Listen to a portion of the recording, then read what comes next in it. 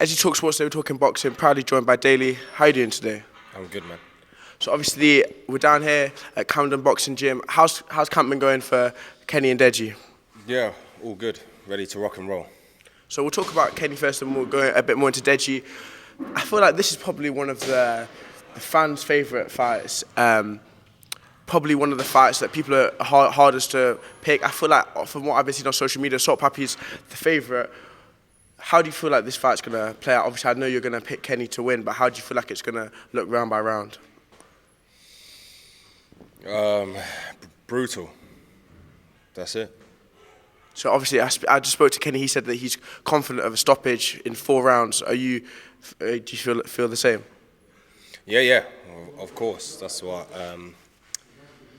we train to be intelligent, but you don't get paid for overtime. So when an opportunity presents itself, yes, I like all my fighters to see the opportunity and go for it. So we're looking to set that up. And obviously, PAPI only been stopped once before, if I'm correct. Obviously, lost to Anthony Taylor, but that was by points. What do you see in his game that you feel like he can exploit to get the stoppage? I mean, I'll keep that close to heart, but it's all there to see in all these fights.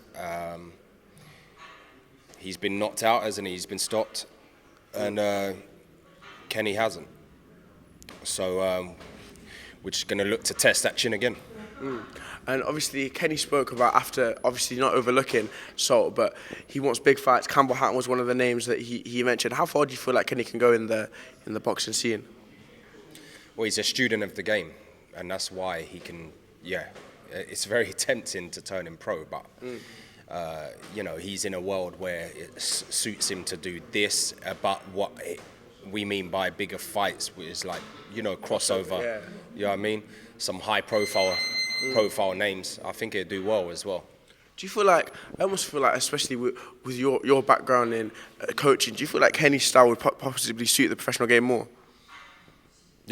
Yeah, of course, because he's got all the fundamentals, and he's still learning. He's still learning. He's only been doing it for 2.5 years. We've literally built Kenny. I say literally, I have built Kenny from scratch. You know what I mean? It was a disaster when he first come to me. I was like, oh my God, this is going to be hard work. But he stuck to it. He's a student of the game. He always likes to learn. Always watching boxing. He always messages me, even when I'm at home, and going, "Oh, coach, can you send me some fights to watch?" So he's a student of game. So he's getting better and better. And now onto DEJI. Have you heard anything about his opponent? I have. I can't say anything because obviously it's not announced. But with DEJI's case, because he's been out for 1.5 years. And what people have to remember, there was a big high-profile name set, and they pulled out. So we didn't think DEJI was going to fight. So this opponent is actually last minute. So we need to get that out of the way, and then move on to bigger and better things. So this is going to be more of a tune-up, you think? Yeah, I mean, if DEJI's not on his game, anyone can give you trouble. But I want DEJI to go in there, basically knock this guy out, and then, move on to bigger and better things. And then what do you think bigger and better things looks like for DEJI? Obviously, we've heard a lot about his potential. Do you feel like he could be one of the best guys in the scene? Yeah, 100%. He's got all the... I mean, we've been working together similar time now, over 2 years. And his development has been crazy, even though it's like start-stop with DEJI, because... he's got a load of other stuff he does outside. With Kenny, it's more, even when he's not fighting, he's still ticking over. So it's been harder to train DEJI as in like mold him, but I think I've molded him pretty well in such a short space of time. And I think now it's time for him to, branch out on his own as well, and as in like, he needs to be main event. DEJI's capable of being main event. We saw that in the Wasabi fight, that he could sell out an arena. We've seen it against Floyd Mayweather, where the whole arena was sold out in Dubai, and the fans were for DEJI, not Floyd. And then we saw Floyd fight at the O2, and he couldn't even fill it. So DEJI is a main event. He just needs to get back on track and then, go for those big names. And obviously, we'll go more into the professional scene now. Martin is one of your fighters. There was rumours about him versus Idris Virgo. Do you think that's a fact that can ever actually materialise? Yeah, no, it will materialise. Mam said it's going to materialise.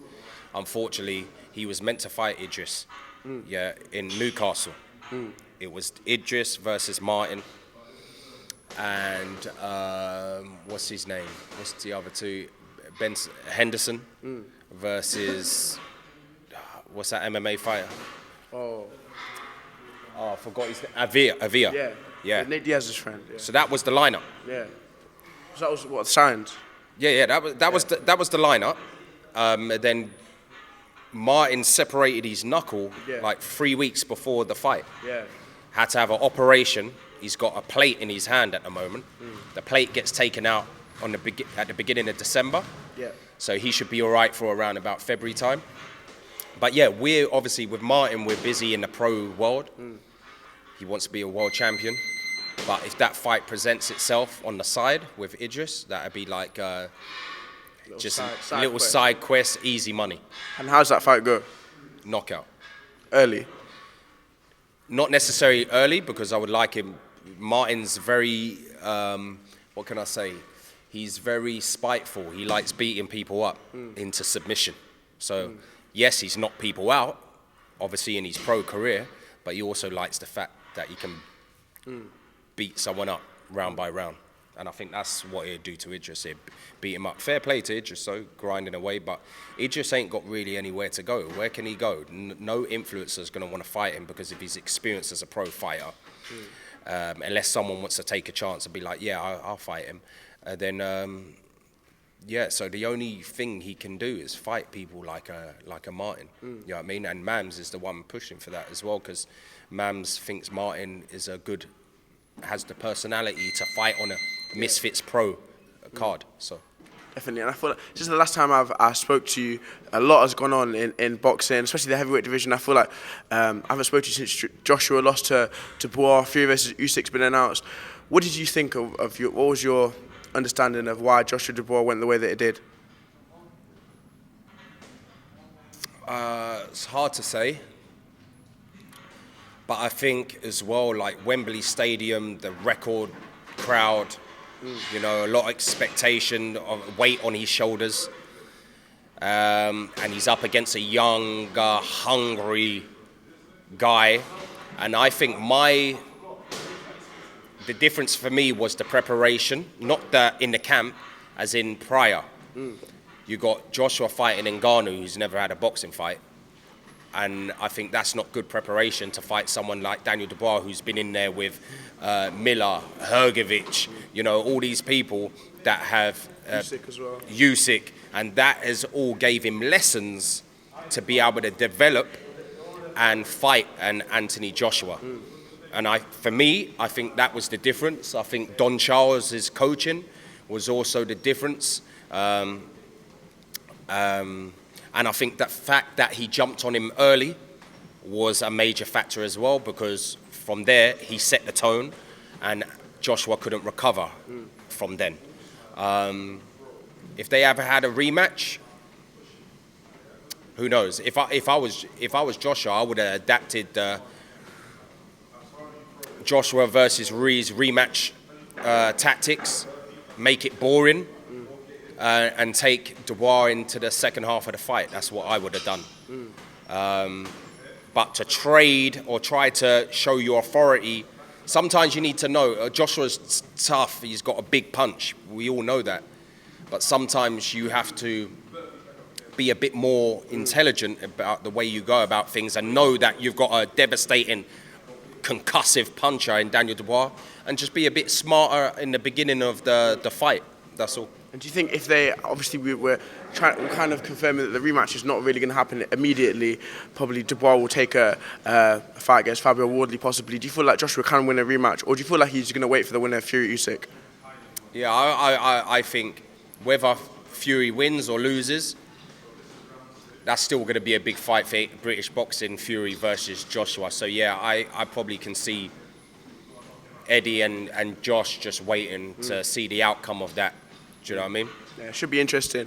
But to round off the interview, is there anything else you wanna add? No, just tune in on DAZN on November 28th because it's going to be fireworks. And yeah, everyone thinks they've seen Kenny fight. They haven't seen Kenny fight. They're going to see Kenny fight November 28th. Thank you for your time. Appreciate it as always. Nice.